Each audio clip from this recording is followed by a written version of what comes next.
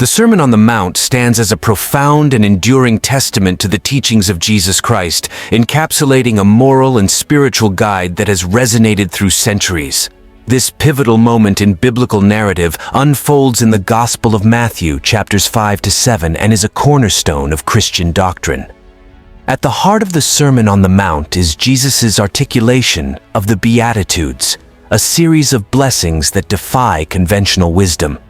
Instead of extolling the prosperous and powerful, Jesus blesses the poor in spirit, those who mourn, the meek, and those who hunger and thirst for righteousness.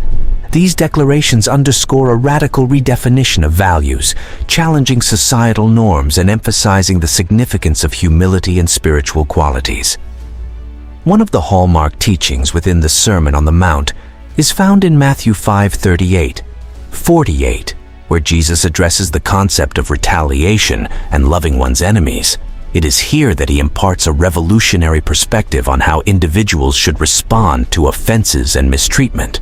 Jesus declares, "You have heard that it was said, 'An eye for an eye and a tooth for a tooth.' But I say to you, do not resist the one who is evil. But if anyone slaps you on the right cheek, turn to him the other also." This call to non-retaliation goes beyond a mere rejection of revenge. It challenges individuals to respond with love and grace in the face of hostility. Jesus encourages his followers to transcend the cycle of violence and animosity, promoting a transformative approach that seeks reconciliation over retribution. The Sermon on the Mount's emphasis on love for enemies extends beyond a passive stance. Jesus urges active goodwill and benevolence, stating, "Love your enemies and pray for those who persecute you."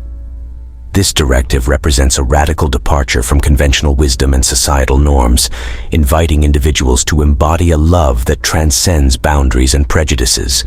The teaching on loving enemies underscores the transformative power of compassion. By calling for love towards those who may cause harm or harbor animosity, Jesus introduces a concept that challenges human instincts and societal norms.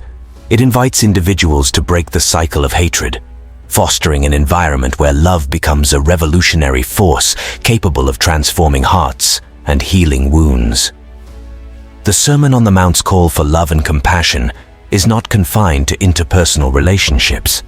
It extends to the broader concept of righteousness and moral conduct.